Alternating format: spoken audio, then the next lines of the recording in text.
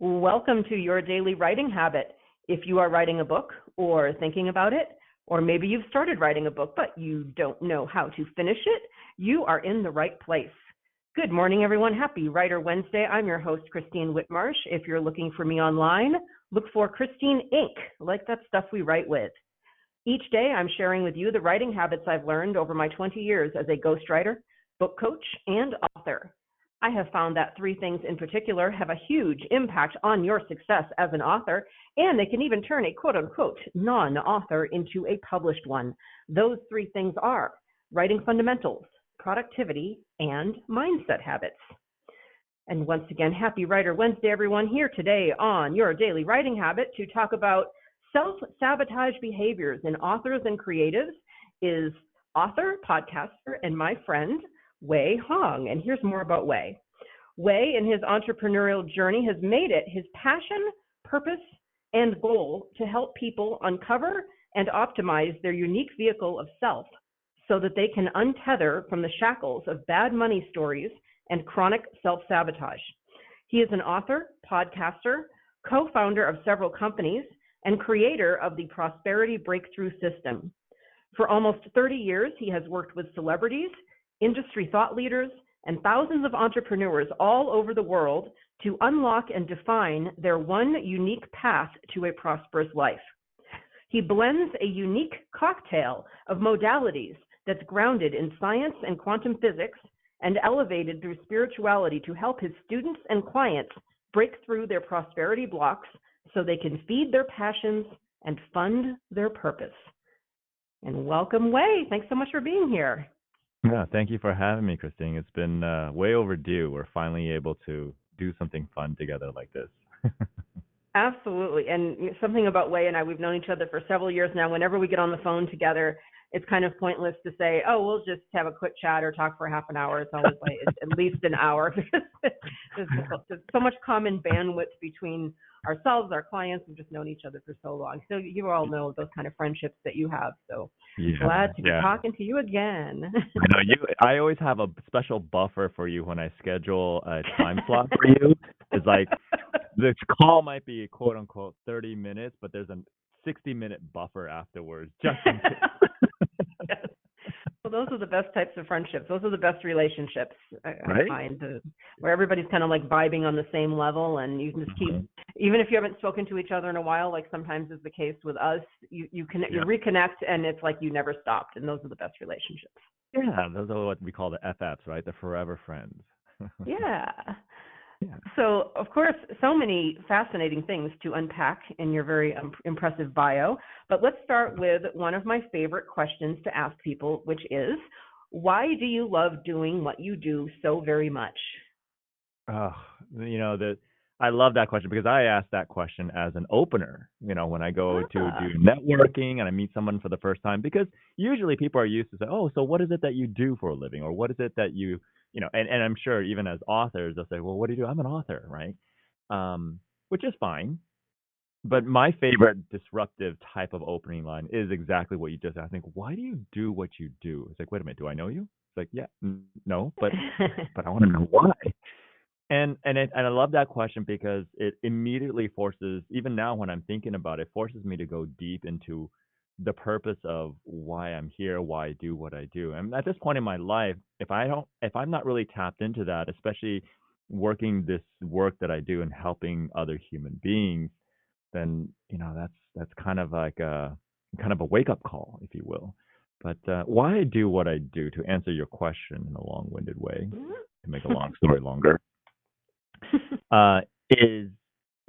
is most likely was inspired first by my own journeys and struggles around doing, fixing myself.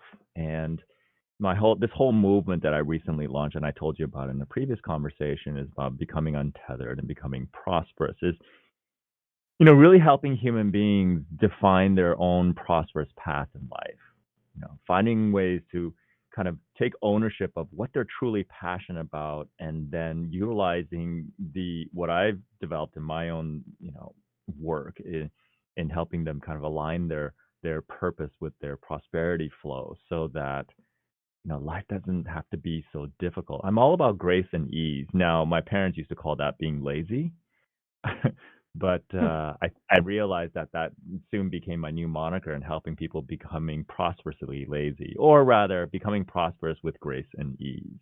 Right?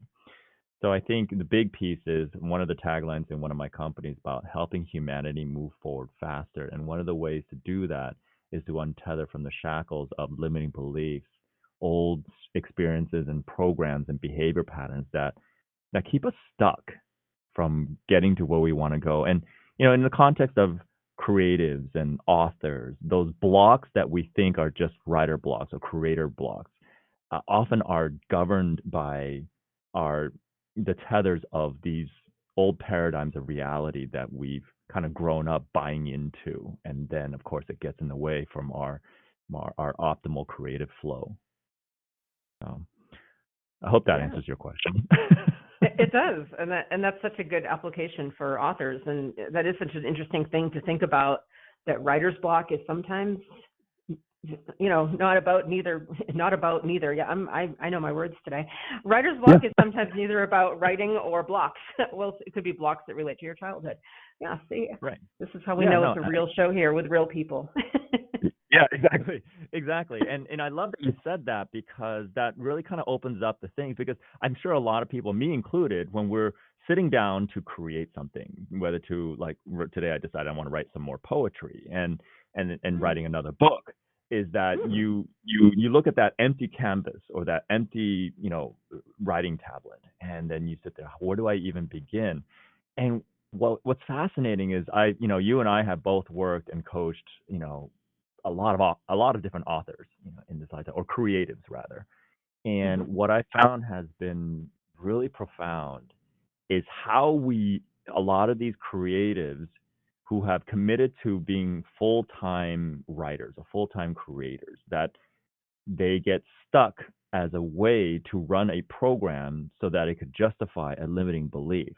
Like, if I am not able to hit this deadline, if I'm not able to get this book out, even though I announced to the world that I'm going to do that, even though I told my publisher I'm going to do that, then there's a limiting belief that I'm not good enough. There's a limiting belief that who am I to write a book that is going to be fed, and that unconscious program kicks up and literally runs interference from your ability to flow creativity. Wow. Yeah. Yeah. I mean, that's a testament. The human brain, that's something I love talking about, and I've talked about quite a bit. I'm obsessed with neuropsychology and things like that, where it's just so much more complex than most of us realize, even those of us who have studied it. And so when people are just blaming themselves, with like surface things where it's like, oh, I must be a bad writer, or I'm a procrastinator, or I'm just a bad human being, I'm not being productive, I'm lazy. And they look at all those surface things. It's like, yeah, but there's this machine in your skull that is programmed not just with the stuff from your life, but it's programmed, if we look like anthropologically speaking, it's programmed like way, way, way, way back with some stuff that has nothing to do with you, that it's involved in you as a writer. So to just say, oh, I'm just, I'm lazy this week, or like, why can't I work on my book? And I put my writing caves on, scheduled on the week. Why didn't I do them? It's just like the answers are sometimes a lot deeper than it's like, no, you're not a lazy bad writer. It's you have a brain, and that's a good thing, but it's also sometimes problematic. Yeah, and if we're willing to go deep enough, what it does, we stop repeating that pattern. Because I know a lot of people, and even in my own journey of writing, I'm working on my fourth or fifth book right now, and I'm realizing how I approach writing books now is so much more efficient and so much more productive than when I first started writing. And it was fascinating to see that evolution, because it's kind of, I use those blocks as opportunities to dive deep. And then what happens is when you entrench those deep challenges that get triggered as a result of a quote unquote writer's block, or a challenge in the moment, you don't encounter that same block later in the future. And though you may still kind of have some challenges, but it's fewer and far between each of those challenges. So each time it gets better and better, as opposed to some people who go through the same process and develop strategies to work around the same blocks, the same challenges. And so then your approach to creating new books or new pieces of art or whatever, it doesn't change.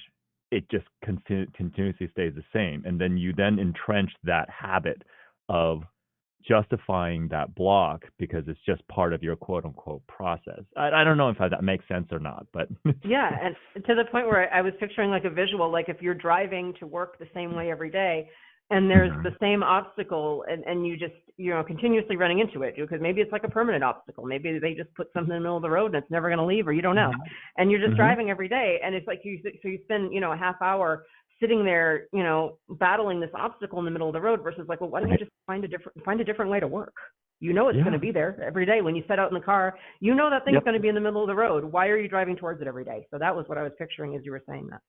Oh, that's beautiful. That's perfect. That's a perfect way to describe it. That's a beautiful metaphor. Good job. No wonder you're a writer Thank or writer you. coach. Yeah, I do my book coaching clients, if they're listening, they're laughing because this is pretty much how our conversations go. This is how it is. So anybody's not worrying. Everybody's thinking about like what is it like to be one of Christine's coaching clients? It's exactly that. It's all analogies and metaphors, and it's exact. And also me reading your mind sometimes. It's exactly that. Right. Which is such a beautiful way to be able to communicate, and I think a more interesting way because you and I have both read some really dry books out there where there's not one iota of a metaphor in there. It is so clinically dry, and they think that it's going to be a New York bestseller. And it's like no, it's an extension of your ego of like, hey, look how good I am, without really taking into consideration the reader that is looking to absorb this information in the best way they can. Yeah. Or as I always say, story, story, story, story, story. Oh, and when in doubt, more story. Right. And metaphors are stories. I mean, metaphors and analogies. All those for me are anything that's not just sharing information, saying A plus B equals C, and any just examples. It's all story. Yeah. Yeah. I love that. There was one sentence in your bio that I really want to hear your explanation for, because I just obviously as a writer I key in on completely fascinating sentences. He blends a unique cocktail of modalities that's grounded in science and quantum physics.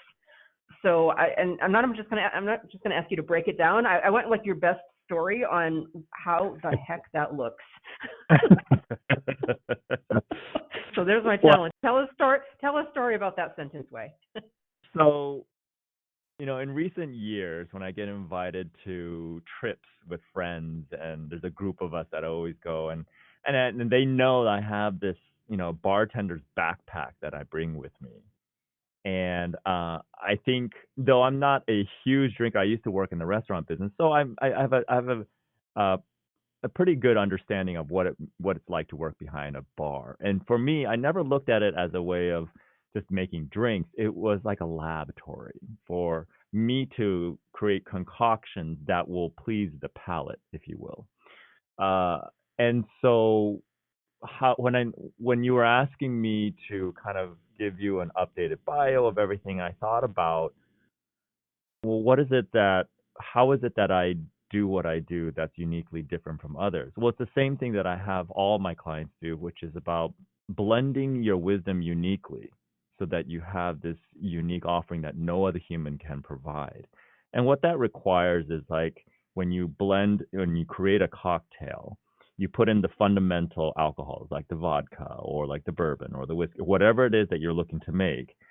But what makes it unique is all the knowledge and understanding and just things that you want to do to kind of create this unique offering. And so I think over the years, as I've been making these different cocktails, I developed a particular style. And though two people will make the same cocktail, both cocktails will taste slightly different. And why I became the resident bartender when it comes to spirits and cocktails is because apparently I know how to mix drinks in a certain way that ubiquitously pleases everybody in the group. Whereas even though I taught somebody how to do it, they didn't. People were like, something about it just doesn't. Did you put your finger in there? Are your oils in there? What's going on? and I think right. And I know I have a lot of stories about that. That's not good for public podcasting. But anyway,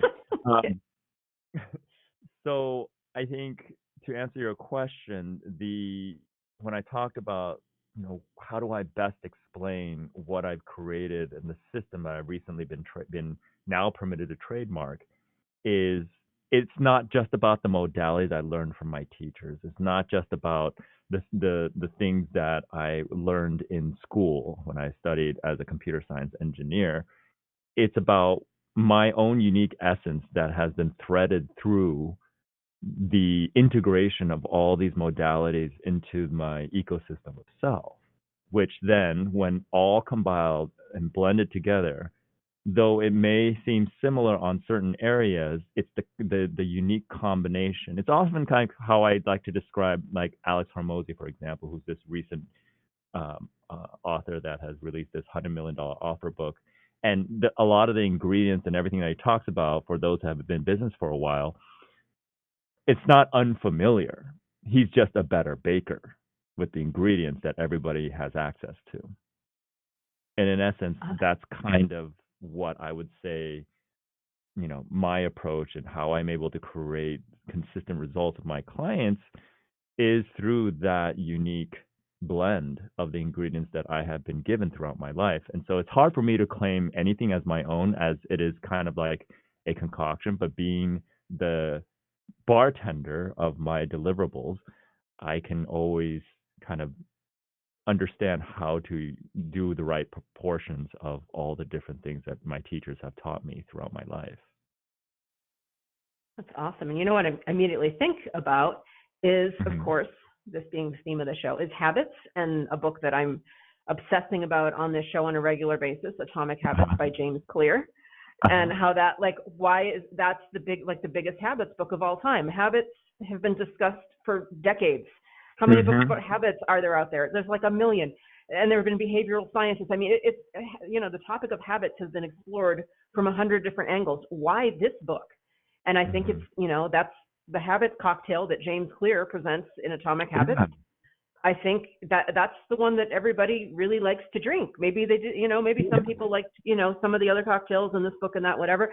But really, like he really nailed the cocktail of the exact formulation of habits. And obviously he tells a lot of stories, just the way that he presented it. And I think a lot of it has to do with that 1% rule, and, don't try to tackle it all at the same time. There's a million, things I love about that book. But so as you were talking, I was thinking about that as an example of just like, habits has been covered a million different times.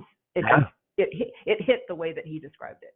Yeah, and that's why for those who are writing, it's like, oh, this topic has been written too much already. It's like, no, that's just an excuse to not finish your book. That's just an excuse to not share your wisdom.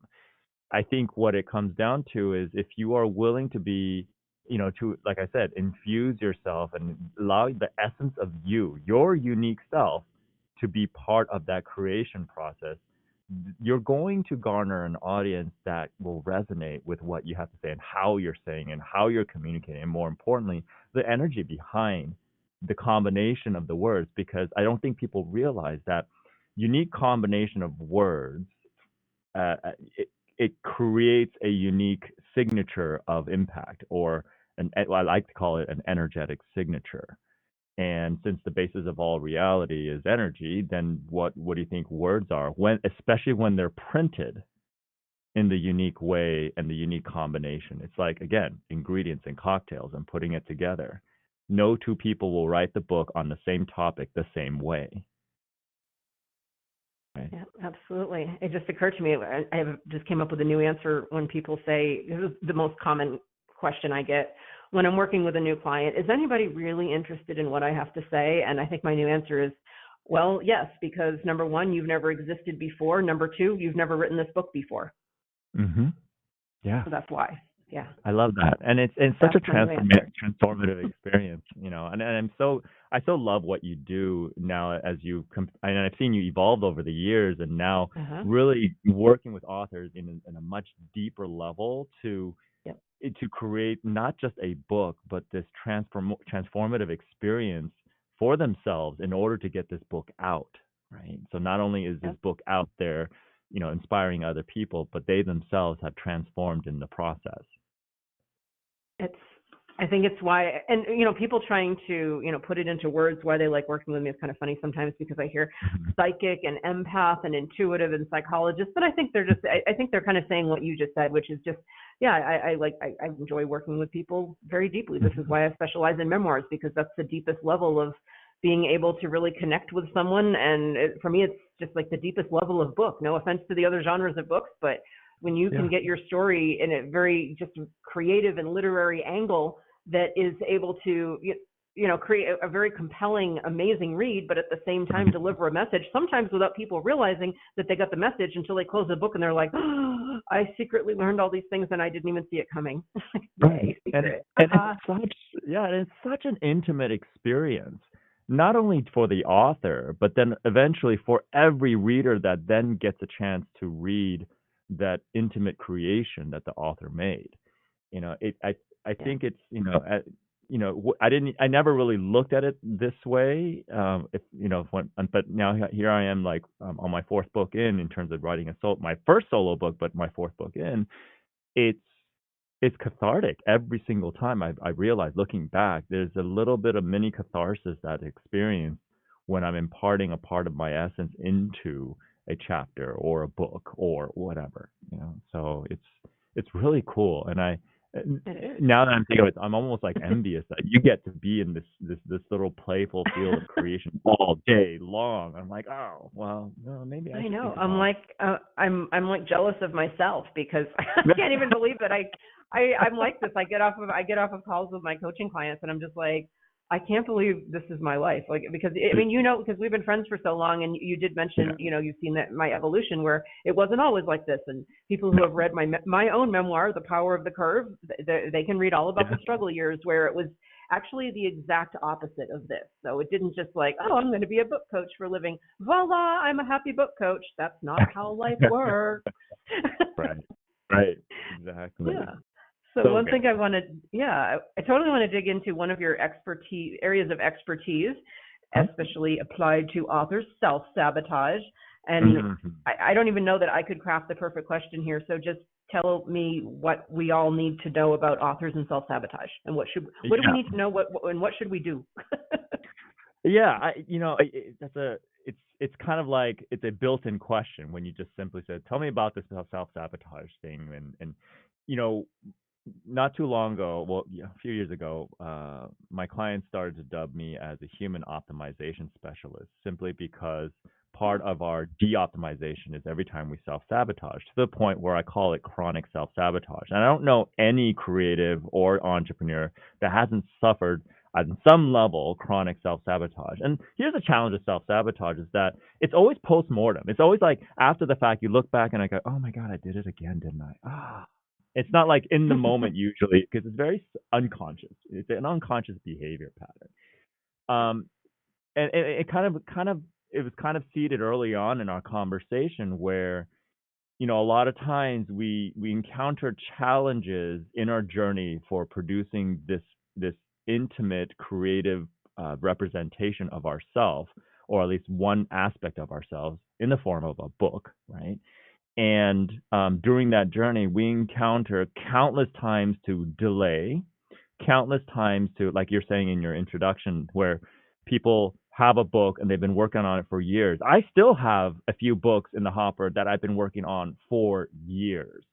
And I'm recognizing that as much as I can blame the world, the economy, my situations, everything, what the case may be, it really comes down to what am I doing to sabotage my journey if I truly desire to have this book out into the world, what am I doing to sabotage my journey there? And that sabotage is serving a purpose. So a lot of people will actually never break away from that self-sabotage pattern because we have a propensity to make it wrong.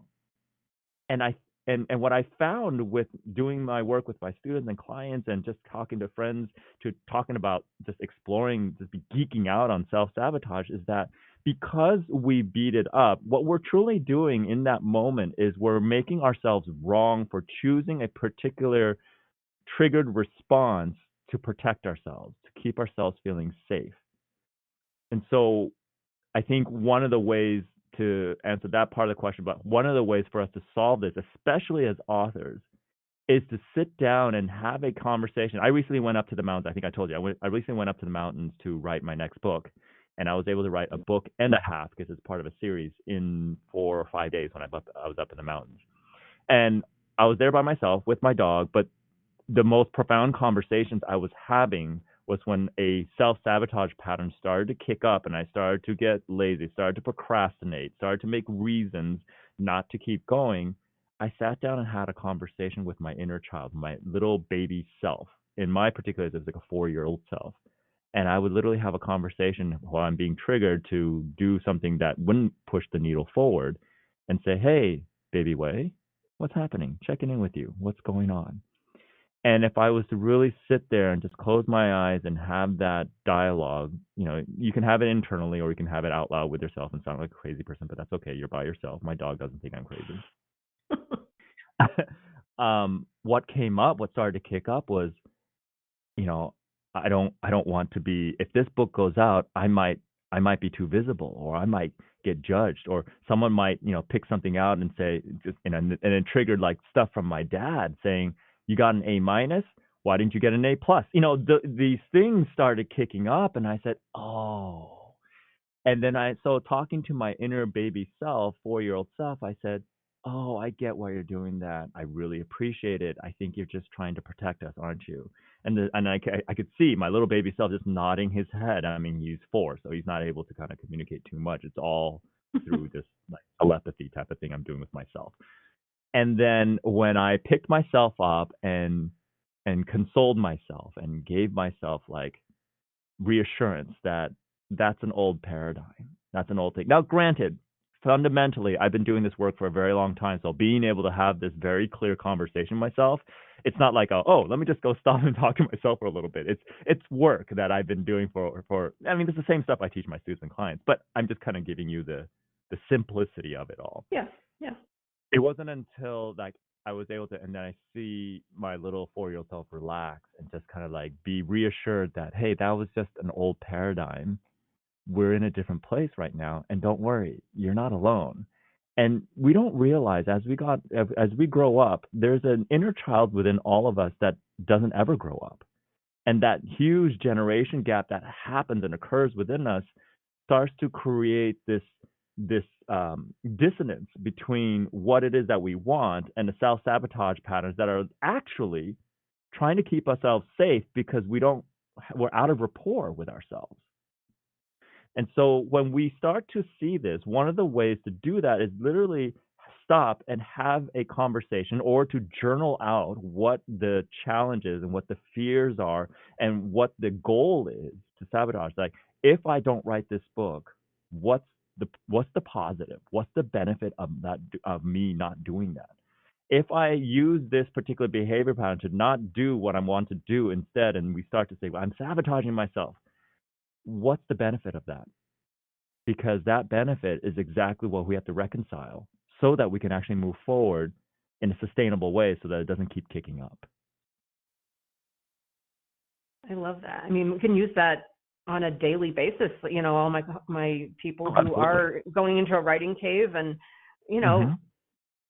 the metaphorical state, I call it, which is sometimes also, I have some clients that come up with some really cool writing caves. There's one that's turned her whole basement into a writing cave and has these great objects. And I love seeing pictures of people's actual writing caves. So it's like a physical and a metaphorical state that you go into, that you unplug, and it's on your calendar, whatever. But yeah, sometimes we have to drag ourselves kicking and screaming in. And I like your approach so much better than dragging ourselves kicking and screaming into it. So instead of just like, I have to, which is just kind of like, it seems like beating up your inner child, just saying, okay, well, what are the benefits of not going into the writing cave today?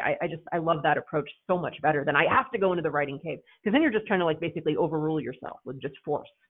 Right. Yeah. And it's like those of us have kids, if we've ever taken the time to listen to why they're throwing up a tantrum, they have a reason.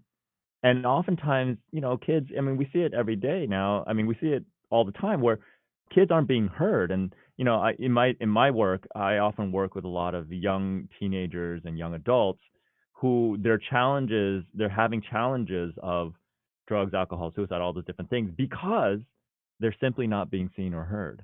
And what do you think happened? And like I love what you said, the kicking and screaming. You're dragging yourself kicking and screaming. And guess what's kicking and screaming? It's that inner child. That inner child, Yeah.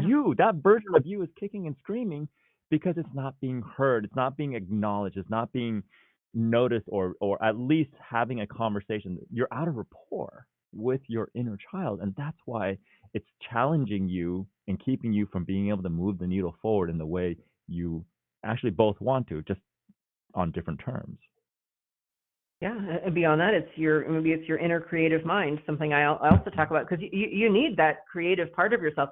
I even have, the same client who created a writing cave in her basement. She also created kind of like a persona, like an avatar and I won't, reveal the name or anything like that for privacy, but it's so cool. She turned her creative mind into an actual person and has conversations with her and I think she's done a lot of inner work, this particular client, a lot of great self-work.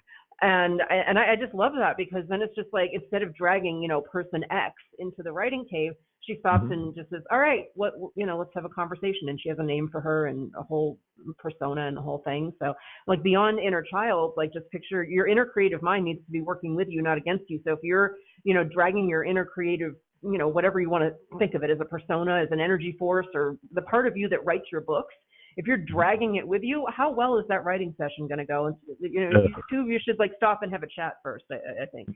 Yeah. And I think, like I said, it's a very intimate journey, and it's an intimacy with self. That's why I think every author should really embrace the fact that every book they write is a transformative journey in and of itself. And it's what a cool way to evolve and grow, and then also create at the same time. Yeah, especially memoirs. Oh my goodness, the things I learned. I first heard this from, I think it was Penguin. My client was working with Penguin Books, because we'd already done a version of her memoir, and they wanted a different version, just because every memoir is a different slice. It's a different angle of the same autobiography. And she was like, well, I've already done my memoir. And it was the agent, or I forget, the publisher at Penguin, that said, and she was laughing, and she said, some people do 10 different versions of their memoir over the course of their lifetime, because, your life. And that's the first time. And this was, I think, back in 2007 or 2008. And this was the first time I think I became really obsessed with the idea of memoir. When I heard the publisher say that, I was just like, oh, I got to learn more about this whole memoir thing. This sounds awesome, even though we'd already done one together. But I didn't really think about it as this is my life calling to help people with their memoirs, until once I saw the creativity and the versatility of it. I just thought, oh, this is an amazing genre of book. Yeah. Yeah. Cool. It's very cool. It's very cool stuff. So of course I have to ask, because of the theme of the show, and usually I ask people, all their best habits, but I have a feeling we could be on the phone for a very long time because I have a feeling you have a lot of great high performance habits in your life. So I'm going to make you pick one, whether it's your most fun or most enjoyable, or the one you struggle with, or just have some reason of pick a habit that you think is the most, whatever, interesting or challenging or whatever. Pick a habit and tell us about it. Pick a habit for the sake of a creation habit, if you will, right?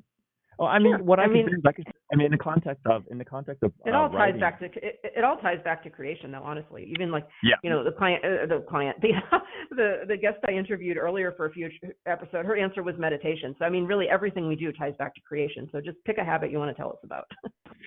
Well, there is an ask that I do very often, almost every morning, because I've been at this game long enough right now where I have the freedom and the luxury that I created through my the way I structured things to flow with the day. And one of my favorite questions to ask, and to no one in particular, one could say the universe, is what is it? And waking up, and one of the first things I ask and meditate on and just listen is, what is one thing that I can create today that could help my audience or help someone in the world? And inevitably something will come up, and it could be in the form of a topic for my book, or it could be in the form of a Facebook Live that I do.